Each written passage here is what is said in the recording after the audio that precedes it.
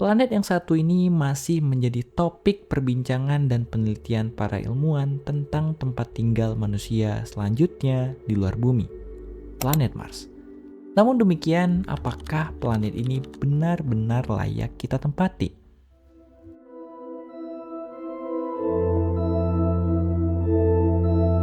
Sebelum kita bahas lebih jauh soal potensi kehidupan di planet merah ini, gimana kalau kita mundur dulu ke masa awal terbentuknya planet ini, tepatnya sekitar 4,6 miliar tahun yang lalu, saat tata surya kita masih dalam tahap bayi. Jadi saat itu gravitasi mulai menarik partikel-partikel debu dan gas ini untuk bergabung dan membentuk bola-bola kecil yang kita kenal dengan planetesimal. Dan salah satu bola ini yang nantinya akan jadi planet merah Mars. Awalnya Mars adalah bola panas cair yang penuh dengan aktivitas vulkanik dan tanpa atmosfer yang stabil. Namun seiring berjalannya waktu, permukaannya mulai dingin dan membentuk kerak-kerak yang keras. Di masa awal pembentukannya, planet merah ini terus mengalami tabrakan dengan meteorit dan benda-benda luar angkasa lainnya yang justru membantu membangun struktur geologisnya. Dari proses ini jugalah lahir dua bulan kecil yang akan selalu ngedampingin Mars, Phobos dan Deimos. Kalau tadi kita udah tahu gimana proses planet ini terbentuk, sekarang mari kita kenali planet ini lebih dalam. Oke, Mars itu punya jarak rata-rata dari matahari sekitar 228 juta kilometer. Jauh ya, dan ini merupakan 1,5 kali lipat dari jarak matahari ke bumi. Menariknya, planet merah ini punya total hari yang jumlahnya hampir 2 kali lipat daripada jumlah hari yang ada di bumi, yaitu 687 hari. Jadi kalau kita tinggal di sana, pasti ulang tahun kita bakal lebih lama.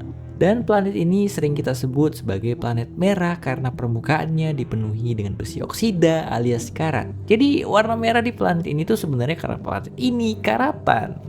Sekarang mari kita telusuri lebih jauh tentang sejarah penjelajahan planet Mars. Semua ini dimulai pada tahun 1976 dengan misi Viking 1 dan 2 dari NASA. Dua wahana ini akhirnya sukses mendarat di planet Mars dan mengirimkan foto-foto pertama permukaannya.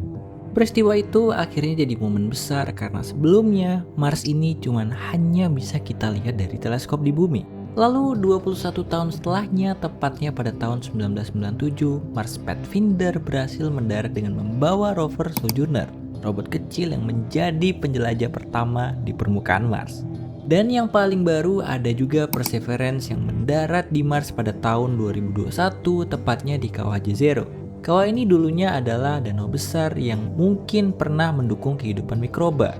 Kalau kita ngomongin kehidupan, air adalah kunci yang paling utama dalam menunjang kehidupan setiap makhluk. Dan di planet Mars ada bukti-bukti kuat kalau air pernah ada di sana. Misalnya rover Curiosity menemukan endapan mineral yang terbentuk dari air cair miliaran tahun yang lalu yang ditemukan pada tahun 2012.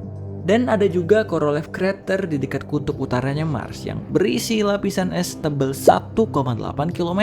Kalau dibayangin jumlah air ini tuh cukup untuk menutupi seluruh permukaan Mars tinggi 35 meter. Tapi sayangnya air-air di planet Mars ini mayoritas berada dalam bentuk es atau tersembunyi jauh di bawah tanah. Gak kayak bumi yang tinggal ambil dari sungai atau dari sumur. Sekarang mari kita berandai-andai apa aja tantangan kita kalau misalnya kita benar-benar bisa tinggal di Mars.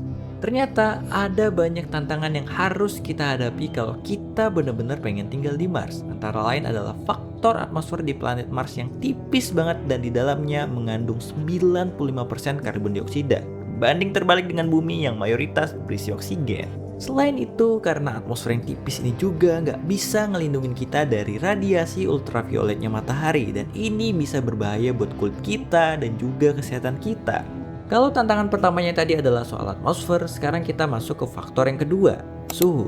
Iya, ternyata suhu di Mars itu dingin banget dan suhu rata-rata permukaannya itu bisa mencapai minus 62 derajat Celcius. Tapi kamu tenang aja, karena teknologi kayak habitat tahan dingin atau baju luar angkasa bisa membantu kita bertahan dari suhu yang dingin. Selain itu, ada juga faktor gravitasi di planet Mars yang hanya sekitar 37% dari gravitasi bumi, yang artinya tubuh kita bakal jadi lebih ringan. Ya, jadi buat kamu yang ngerasa kelebihan berat badan, tenang aja karena kamu itu nggak bener-bener gendut, cuma salah planet aja. Dan jangan lupa juga planet Mars ini sering mengalami badai debu yang bisa berlangsung hingga berminggu-minggu. Dan ini merupakan masalah besar karena badai di sana itu bisa menutupi panel surya yang merupakan sumber energi utama.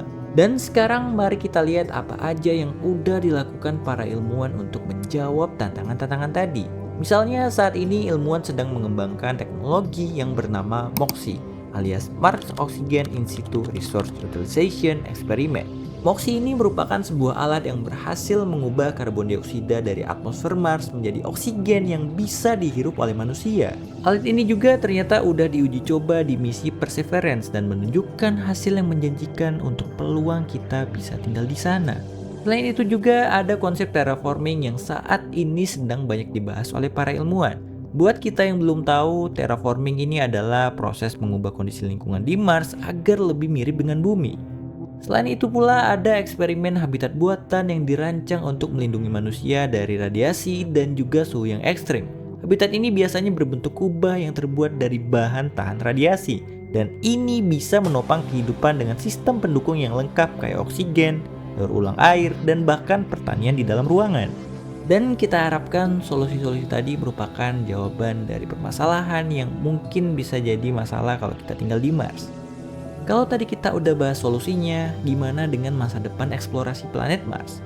Saat ini ada dua nama besar yang punya visi ambisius banget untuk ngirim manusia ke Mars. Ya, NASA dan SpaceX. Untuk NASA, mereka ini merencanakan pengiriman misi manusia ke Mars pada akhir 2030-an. Sementara SpaceX dengan roket Starship-nya ingin membangun koloni manusia di Mars dalam beberapa dekade ke depan. Koloni-koloni ini nantinya nggak hanya bertempat tinggal di Mars, tapi juga mereka akan membangun pusat penelitian dan pengembangan teknologi terbaru di planet merah itu.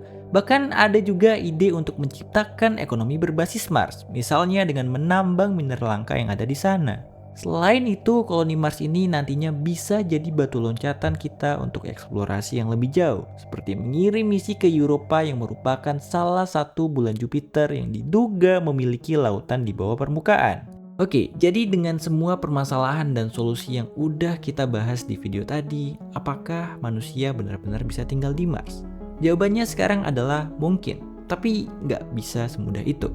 Dengan teknologi yang terus berkembang, tantangan-tantangan tadi perlahan mulai diatasi. Tapi kenapa sih kita harus repot-repot pindah ke planet Mars? Ya, salah satu jawaban dari pertanyaan tersebut adalah untuk memastikan kelangsungan hidup manusia. Kalau amit-amit terjadi bencana besar di bumi yang bisa membahayakan kelangsungan umat manusia, Mars bisa jadi planet cadangan untuk spesies kita. Selain itu pula, penjelajahan di planet Mars juga bisa memberikan kita wawasan baru tentang asal-usul kehidupan di tata surya kita.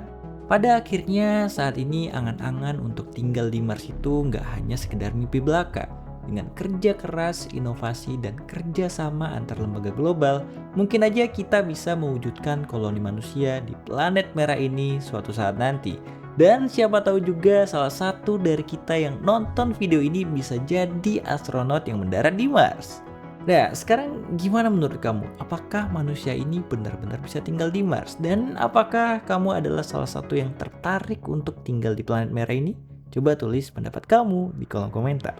Sampai jumpa lagi di video cari tahu selanjutnya, tempat ya kita belajar ilmu dengan santai. Bye-bye.